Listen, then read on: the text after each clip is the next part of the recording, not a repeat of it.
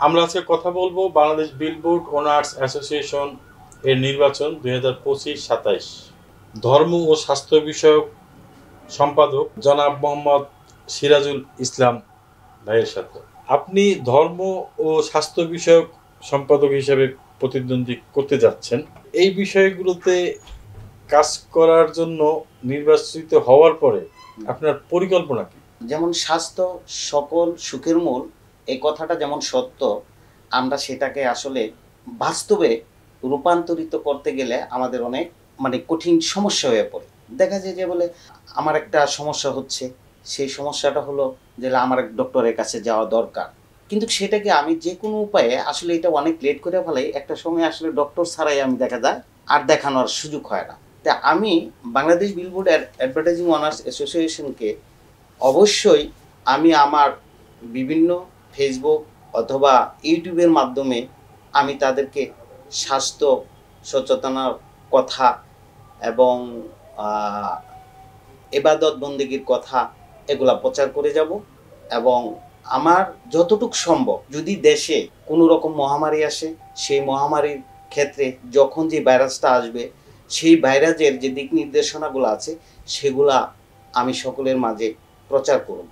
আর আমার স্বাস্থ্য নিয়ে আমরা অ্যাসোসিয়েশন থেকে আমি ধর্ম ও স্বাস্থ্য সম্পাদক হিসেবে আমি কিছু পদক্ষেপ নেব। আমাদের যদি আমরা নির্বাচিত হই আমাদের সভাপতির মাধ্যমে, এবং সেটা আমি অবশ্যই প্রতিটা প্রোগ্রামের ভিতরে আমি স্বাস্থ্য সচেতনার কথা ওঠাবো এবং ইবাদত বন্দেগীর মাধ্যমে কিভাবে সুন্দর স্বাস্থ্য ধরে রাখা যায় সেটাকে অবগত। সে হলো, আপনি এত প্যানেল থাকতে কেন আপনি মিজান ইকবাল প্যানেলই আপনি প্রতিদ্বন্দ্বিতা করছেন? আসলে মিজান ইকবাল প্যানেলটা এমন একটা প্যানেল, আমাদের সভাপতি এত সুন্দর করে সাজিয়েছে। এখানে অভিজ্ঞ এবং তরুণ একঝাঁক তরুণ আমাদের সাথে আছে, যারা খুব স্পিডলি যে কোনো পদক্ষেপ নিতে পিছপা হবে না, এবং আমাদের অ্যাসোসিয়েশনের জন্য এটা অবশ্যই মঙ্গলকর হবে। এবং বিশেষ করে যেমন অ্যাসোসিয়েশন আসলে আমরা এখান থেকে কিছু আর্ন করি না, এটা আমাদের নিজেদের অর্থায়নেই চলে।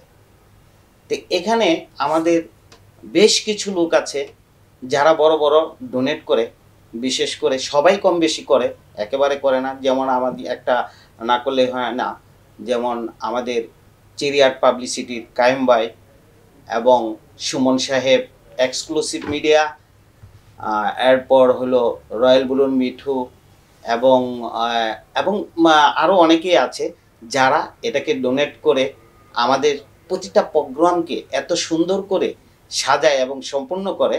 এতে করে আমি দীর্ঘ দিন এদের সাথে পথ চলার কারণে আমার পূর্ণ একটা অভিজ্ঞতা হয়েছে। এবং এরা খুব অ্যাক্টিভ, এরা খুব কি বলে এটাকে, সবাইকে আন্তরিকতার সহিত কাজ করতে আমি দেখেছি।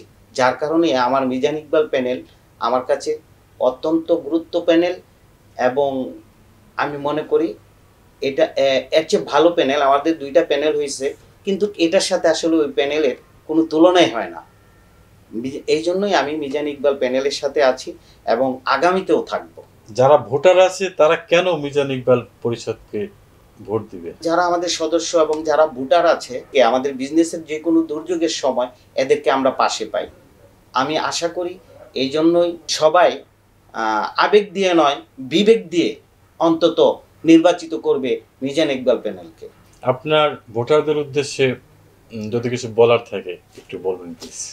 আমি ভোটারদের উদ্দেশ্যে একটি কথাই বলতে চাই যে বিগত দিনে প্রায় 2 বছর চলে গেছে আমাদের এখানে, কে বা কারা আমি নাম বলতে চাই না, যারাই করেছে এই কাজটা আসলে আমাদের জন্য খুব ক্ষতিকর হয়ে দাঁড়িয়েছে।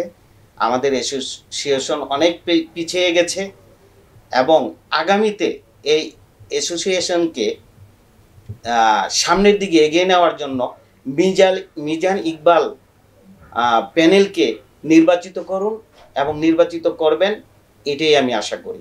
দর্শক মণ্ডলী, আবেগ নয় বিবেক দিয়ে দেখতে হবে সকল ভোটারকে। বিবেক তো সবাই তো বুঝতে পারছেন, বিবেক দিয়ে না দেখলে কিন্তু আসলে একটা অ্যাসোসিয়েশনে ভালো লোকগুলো আসবে না, না আসলে কি হবে, এই অ্যাসোসিয়েশন ভালোভাবে কাজ করতে পারবে না, কাজ না করতে পারলে কি হবে, আসলে আমরা এই অ্যাসোসিয়েশন থেকে কোনো ফলাফল বা আউটপুট ভালো কোনো রেজাল্ট আমরা পাবো না। শুধু ক্ষমতাই নয়, সাংগঠনিকভাবে এগিয়ে যাক, আমরা সেই দৃঢ় প্রত্যয় ব্যক্ত করে আজকের মতো আল্লাহ হাফিজ। আপনারা দেখছেন দৈনিক কর্ণকণ্ঠ, সবার কথা বলে।